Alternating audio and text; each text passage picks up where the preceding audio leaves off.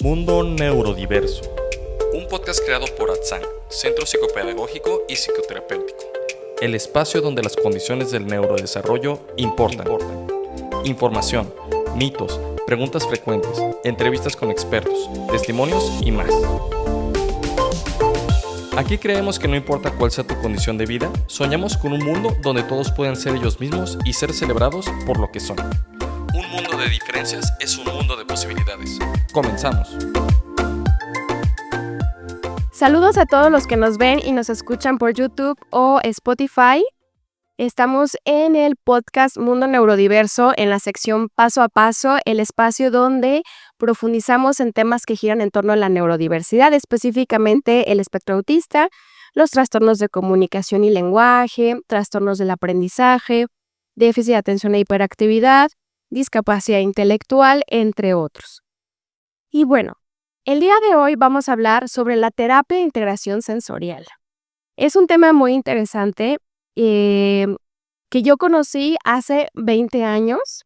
La primera vez que leí sobre esto fue en el ya clásico libro de Jen Ayres. Alguien me lo regaló y me dijo, tómalo, está muy interesante y más si te vas a dedicar al autismo. Y yo, está muy bien.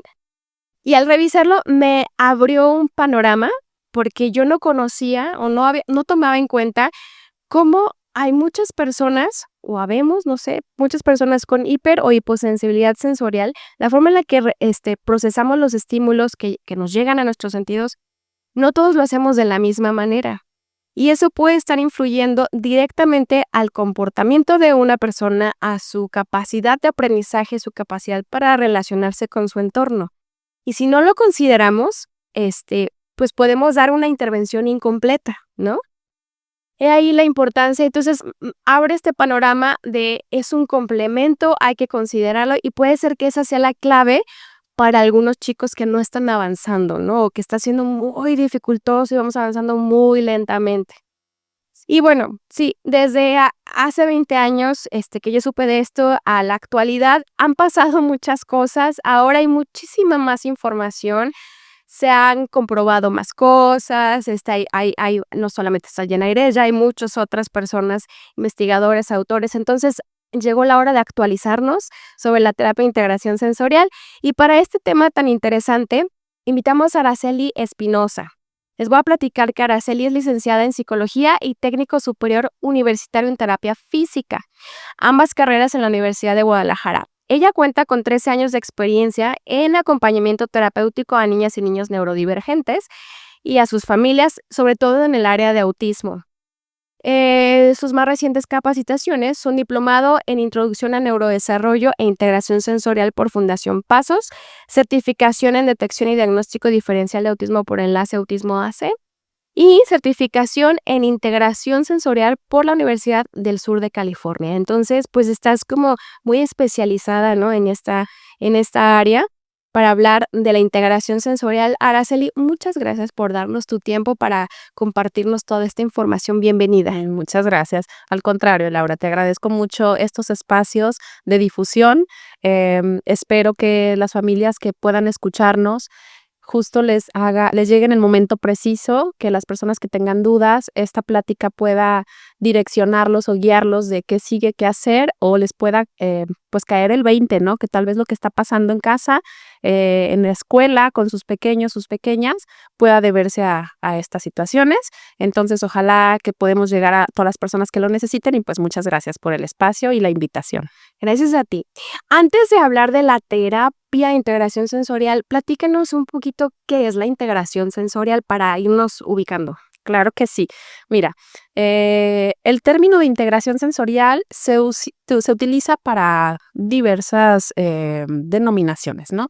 En primer lugar, la integración sensorial es un proceso neurológico que todos tenemos, en la que se encarga de organizar toda la información que recibe nuestro cuerpo, información sensorial, que recibe nuestro cuerpo del exterior, como las luces, el olfato, los olores, el gusto, el tacto que tenemos, y también organiza sensaciones propias de nuestro cuerpo, no solo las del exterior, ¿sí? Como la propiocepción, o el sistema vestibular o la interocepción, que nos dan información de la posición de nuestro cuerpo, sensaciones internas, hambre, sed, cuando estoy en movimiento y demás, ¿sale? Entonces, es un proceso neurológico que nos ayuda a organizar esas sensaciones, pero además nos ayuda a dar una respuesta adecuada a las exigencias del entorno, ¿sí? A poder permanecer atenta cuando necesito estar atenta, poder regular mis emociones ante los retos del ambiente,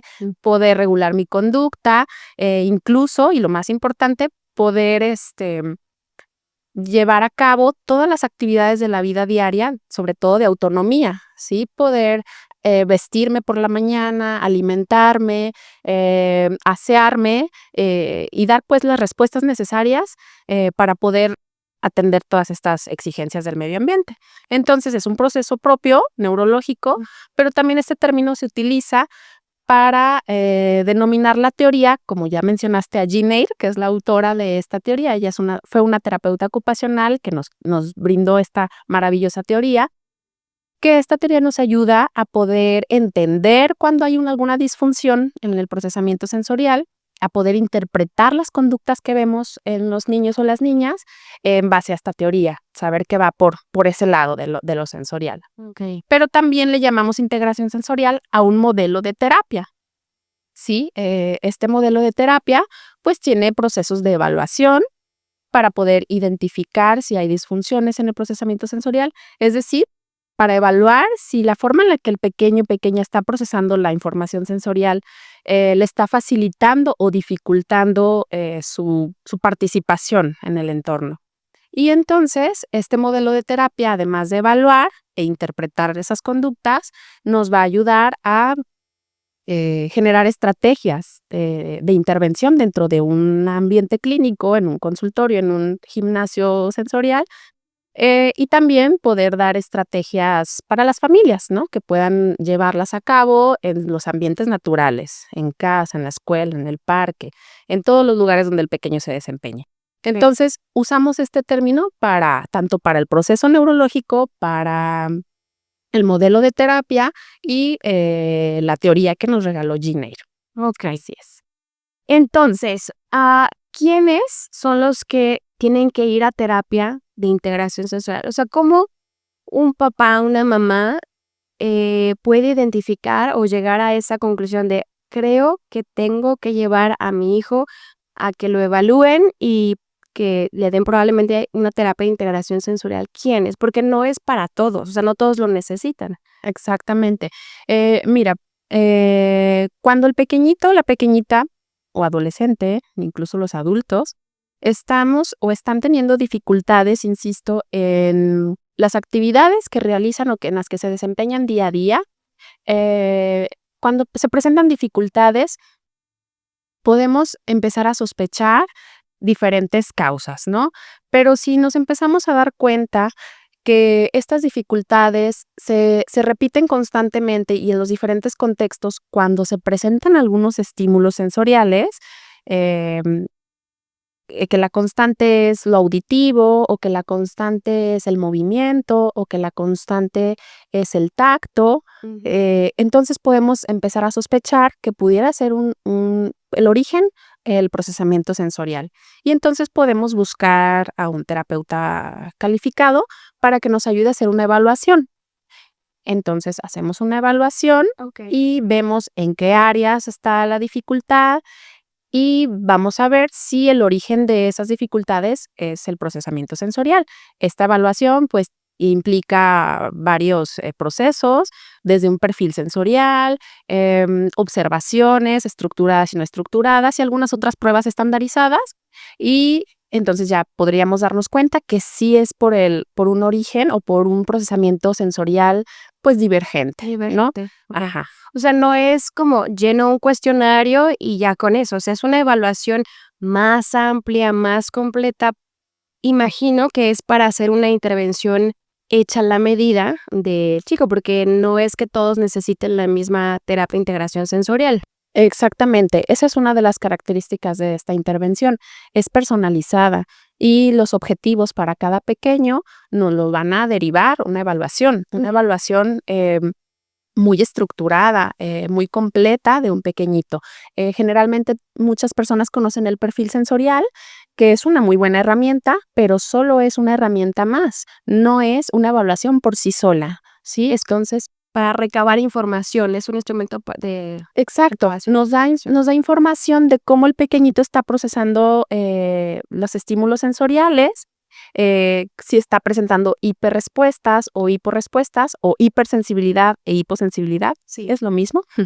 Em, y en cuáles sentidos los está presentando, si en el tacto, en lo vestibular, en lo auditivo, identificar en cuáles sentidos, qué respuesta está dando, si hiper o hipo, y cómo está afectando, en qué actividades está afectando. El perfil sensorial nos ayuda a darnos esta información, pero por sí solo no es suficiente, ¿sí? Sí. Es necesario que una persona que esté calificada pueda observar muchas otras cosas más que el perfil pues solamente va a complementar, Ok. ¿sí? Entonces, si lo traducimos en conductas, a mí se me ocurre una como muy típica, alguien que sea muy sensible a los sonidos, es un niño, una niña, una persona que se tapa los oídos casi con cualquier ruido. Bueno, algo muy frecuente que dicen los papás es, de repente hay sonidos muy agudos o cierto tipo de música y se tapan los oídos, pero puede tener la tele a todo volumen y lo disfruta y se pone muy feliz. Yo no, y los papás dicen, yo no entiendo, o sea, no es por volumen, ¿no? Entonces, ahí sería un ejemplo cuando se tapan los oídos muy frecuentemente. No es porque una vez lo hicieron, dos o tres, sino le impide convivir. ¿Qué otras conductas se van a encontrar los papás de los diferentes sentidos? Claro, mira, cuando el ejemplo que tú nos pones es un ejemplo de hipersensibilidad auditiva, ¿sí? O hiperrespuesta auditiva. Menciono ambas porque a la hora de que te pongas a leer una bibliografía y demás, puede aparecer ambos, uno u otro término, hiperrespuesta o hipersensibilidad, pero es lo mismo, ¿sí? Entonces, este ejemplo que tú das es de hiperrespuesta auditiva. Entonces, la hiperrespuesta a cualquier sentido o cualquier sistema sensorial, a cualquier estímulo visual, auditivo, vestibular, propioceptivo, bueno, propioceptivo no hay, cualquier hiperrespuesta se va a manifestar con irritabilidad, ansiedad, molestia, conductas de evitación, conductas de huida, me alejo de aquello, conductas de lucha, ¿sí? Entonces poder ser un pequeñito que responde de una manera que pues no es la adecuada para la mayoría, ¿no? Con un golpe, con un te aviento porque esto no me está gustando. Entonces, generalmente la hiperrespuesta así se ve, la hipersensibilidad así se ve. Irritabilidad, molestia, huida, lucha contra ese estímulo, ¿sí? Y por lo contrario, podemos tener una hiposensibilidad también o una hiporrespuesta a algunos estímulos y generalmente nos limita en temas como de atención, de prestar atención a ciertas actividades, a lo mejor con el nivel de actividad, que sea un pequeñito un poco menos activo, pero que actividad baja le está impidiendo explorar y aprender cosas nuevas o su participación en su sociedad. Y también la hiporrespuesta puede ser que, como el pequeñito está sintiendo de manera disminuida, su patrón de actividad sea buscar más los estímulos o buscar estímulos más intensos para que entonces, digamos que contrarrestar esa hiposensibilidad que está presentando, ¿sí? Entonces, esas son como a grandes rasgos las dos posibilidades que tenemos, una hipersensibilidad o hiposensibilidad. La hiper se va a ver de esa manera, muy irritable. Esto en comparación con la mayoría, ¿sí? No es como que exista un grado de irritabilidad que ya nos diga, esto quiere decir que es hipersensibilidad. No, simplemente es como en comparativa con el resto de la población. Cuando esa respuesta es demasiado excesiva, podemos hablar de una hipersensibilidad. Y la hipo, ¿no? Que más bien tienden a buscar o están por ahí perdiéndose de posibilidades porque no están percibiendo lo que está pasando a su alrededor. De acuerdo. Muy bien, ya nos queda entonces claro como cuáles son estas conductas. Y si lo ven los papás en sus hijos o, no sé, maestros en sus alumnos, otros profesionales, ¿a dónde deben dirigirlos? O sea, ¿quién es la persona adecuada? Porque yo, si me meto a redes, puedo buscar programa de integración sensorial para mi hijo, bla, bla, bla. Y me pueden salir muchas actividades de Claro. súbalo al columpio y entonces haga este tipo de actividades. Pero no es lo más adecuado porque, como ya mencionabas, hay que evaluar y ver específicamente qué necesita. Entonces, ¿a dónde deben de ir los papás? ¿Cómo pueden saber si alguien realmente está capacitado para hacer esto? Claro. Lo ideal es que acudan con un terapeuta ocupacional certificado en integración sensorial. Ojo, ahora ya hay terapeutas físicos también certificados. Es mi caso. Ya existe esa posibilidad que no solo el terapeuta ocupacional, sino el terapeuta físico también pueda certificarse. Eso sería lo ideal. Okay. Muchas personas ya ahora están haciendo un perfil sensorial, pero la limitante es esa, ¿no? Nos quedamos con solo el perfil sensorial y no es la suficiente información para que la intervención y las estrategias sean personalizadas, individualizadas, a justo lo que necesita el pequeño. Es un paso ya que se da, un perfil sensorial, pero sí necesitamos una persona que esté más capacitada para poder intervenir de manera adecuada. ¿Existe o no un riesgo en que se acuda a un profesional que les diga, mira, no estoy certificado, pero estoy bien, ya te dice aquí el perfil sensorial y yo tengo como estas actividades, he visto que funcionan algunos niños y pues tráemelo, vamos a estimular. ¿Existe algún riesgo? Digo, ya de entrada, pues no le va a ayudar, ¿no? No vamos a ver Probablemente. mejoras, pero no sé si sea un mito o una realidad el que podría empeorar las cosas. Sí podría dificultar la participación en un futuro, ¿sí? Tanto si se utilizan algunos materiales, pues probablemente si es aversivo para el pequeño, es decir, que le sea incómodo, que le sea molesto, que el niño no quiere participar, de entrada ya vamos a generar que el pequeño le encuentre como la relación de esto es negativo a este material, a este espacio o a los espacios terapéuticos en general. Ir a terapia, no, gracias, porque me siento muy mal cuando voy a esos lugares, ¿no? Obviamente también me parece, si vamos a hacer una intervención que es incómoda para el pequeño, ya me parece pues un poco de ir en contra o de una violación a sus derechos de estar bien, ¿no? De sentirse bien. Entonces, sí puede traer dificultades en próximas intervenciones y además, si se va a hacer como una estimulación sin suficiente información de cómo procesa el niño las sensaciones, si se va a hacer una intervención sobre todo en lo vestibular o de repente en lo visual, sí podríamos tener riesgos de que el pequeñito pueda presentar síntomas como náuseas, vómito, palidez, incluso algún desmayo.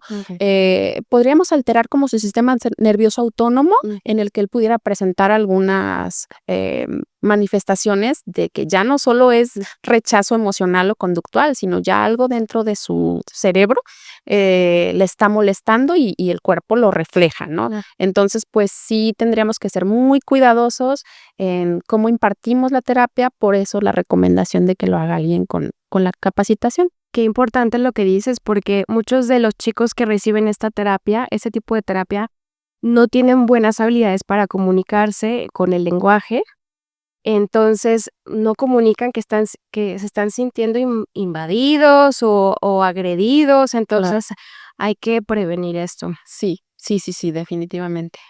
Qué importante. Bien, ¿y para quién es indicado la terapia?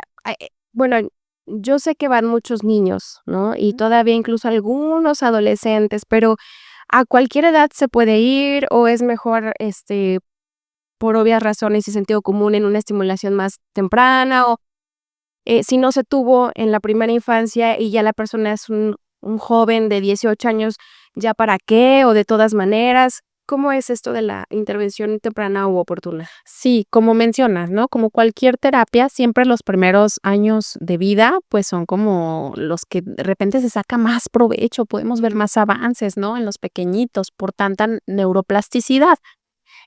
Sin embargo, pues yo creo que todas las personas a cualquier edad podemos presentar mejoras en nuestra calidad de vida. definitivamente. Entonces, la terapia de integración sensorial que se da dentro de un espacio clínico o un espacio terapéutico, sí está un poco más enfocada hacia los niños porque es mediante el juego.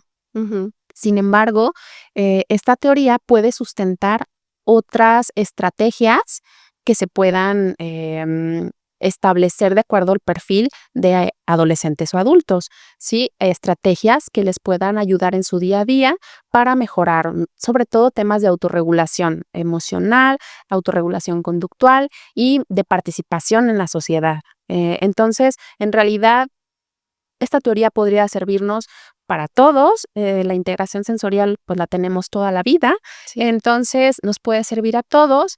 Nada más pues la manera de abordarlo sería diferente, ¿sí? En adolescentes y adultos tendría que haber como mayor participación del individuo, sobre todo fuera de un espacio terapéutico, en sus actividades de la vida diaria, y en el espacio terapéutico, como insisto, es más con el juego, pues va más dirigido a los niños y las niñas. Ok, entonces lo recomendable de siempre, ¿no? Empezar lo más pronto posible si vemos que existe esta necesidad, pero no descartarlo, aunque la persona ya no sea un niño o una niña, se pueden encontrar actividades, análogas a lo que se hace en un espacio terapéutico en su vida cotidiana. Así es. Una pregunta, las personas que tienen estas dificultades sensoriales por hiper o hiporrespuesta o hiper o hiposensibilidad, ¿es algo que se quita? O sea, van a la terapia para que se les quite eso y entonces procesen como la mayoría o el común de las personas. Es algo, estoy inventando, es algo que les quita el 50%, inventando, el 50% de su sensibilidad, o ¿cómo se puede medir y cuáles son los objetivos de la terapia, no? O sea, ¿es algo que se va a curar o cómo es? Ujú. Sí, mira, es una pregunta frecuente. No es algo que se va a curar, es una condición de vida, igual que el autismo, Ujú. y también es como son características específicas de cada persona. No hay como una medida general de decir, esta persona procesa muy bien y esta persona procesa muy mal Sí. la información sensorial, sino cómo el procesamiento sensorial en específico de esta persona le está facilitando su participación en el medio ambiente, en sus contextos, o cómo este procesamiento sensorial específico de esta persona le está dificultando su participación, ¿no? Esa es como la base para pensar en cuándo termina la terapia, por ejemplo, ¿no? O cómo intervenir. Entonces, la intervención va dirigida a las dificultades que se están presentando en el momento. Entonces, no podemos decir que el pequeño ya no va a tener una hipersensibilidad o una hiposensibilidad después de la terapia. Eso no va a pasar. Lo que va a pasar o lo que buscamos es que el pequeño pueda tener todas las herramientas posibles para, con su hipersensibilidad o hiposensibilidad, poder intervenir o participar mejor en su entorno. Dentro de la terapia, siempre se busca que se den respuestas adaptativas. Se brinda la posibilidad del estímulo sensorial en la que tiene dificultad, pensando como un ejemplo lo vestibular. Se brindan posibilidades de movimiento para que el pequeñito de manera activa busque y participe en ese juego que implica movimiento, ¿sí? Y cada vez que el pequeñito le vamos planteando un reto justo para él y él lo va logrando, se va dando algo que nosotros llamamos respuesta adaptativa. Cuando hay una respuesta adaptativa, eso nos manda a que haya integración sensorial dentro de su sistema nervioso central. Quiere decir que va a haber conexiones neuronales, quiere decir que algo en su cerebro está cambiando. Okay. Está pasando un procesamiento sensorial más eficaz ante ese reto, ¿sí? Pero insisto, su patrón de disfunción, es decir, su hipersensibilidad o hiposensibilidad, no va a desaparecer, si ayudamos a que haya mayores respuestas adaptativas ante los retos y luego esas respuestas adaptativas funcionen en sus contextos naturales. Eso en la terapia. Y cuando hacemos estrategias para casa, no sé si han escuchado de dietas sensoriales, de modificaciones ambientales, estrategias sensoriales. Bueno, todas estas herramientas están basadas en esta teoría, ¿sí? No es la intervención tal cual de este nombre, pero están basadas en esta teoría. Y entonces todas esas estrategias para casa justo buscan esto, ¿no? Que pueda, con su peculiaridad de cómo percibe las sensaciones, de hiperrespuesta o hiporrespuesta, o hipersensibilidad o hiposensibilidad, que aún con esta manera de procesar la información sensorial pueda funcionar, pueda salir adelante a los retos del ambiente. Entonces, por eso modificamos un poquito el ambiente para ayudarle y buscamos estrategias para que él pueda modificar en sus actividades y entonces salir adelante en el ambiente. Okay. En conclusión a la pregunta, si me extendí mucho, no es que se vaya a curar porque no es una enfermedad, es una condición con la que se nace y se tiene toda la vida, y entonces lo que buscamos es tener todas las herramientas, tanto internas como del medio, para poder facilitar más la participación. De acuerdo. Sí, es como, iba a decir más de lo mismo. Me refiero a que cuando estamos trabajando con nuestros chicos con alguna condición, es así. O sea, no es cambiar, no es curar, no es normalizar, no es toda esta parte, es encontrarnos en este punto medio en donde podamos convivir cada quien con nuestras diferencias. Exacto. Y la terapia de integración sensorial es una forma de lograrlo, ¿no? Exactamente, así es. Araceli, aquí vamos a terminar nuestra primer parte del tema, la terapia de integración sensorial. Te pido que puedas compartir algún correo o contacto donde te puedan, valga la redundancia, contactar por si requieren de alguna capacitación, taller, sobre estos temas. ¿Qué es lo que estás haciendo y en dónde te pueden contactar? Sí, mira, en este momento mi participación más activa en este tema es justo en capacitaciones, talleres, ponencias y demás. Y bueno, no tengo redes sociales, estoy un poquito más a la antigüita. Entonces puedo dejar mi correo electrónico sin problema, cualquier inquietud y duda, ahí pudieran hacérmela llegar y con gusto les respondemos. Perfecto, dejamos, si quieres decir tu correo y de todas maneras lo dejamos escrito en la descripción del video, Claro. donde te puedan contactar. Claro que sí. El correo es Araceli Espinosa, V al final, que sería Araceli Espinosa, @hotmail, así de viejito. Ahí se delata nuestra edad. Exactamente. Araceli, muchas gracias y nos vemos en el episodio número 2. No se lo pierdan. Gusto. Si te ha gustado este podcast, compártelo. No olvides seguirnos en nuestras redes sociales, YouTube, TikTok, Facebook e Instagram como @centroatsan. O visita nuestra página web al www.atsan.com.mx.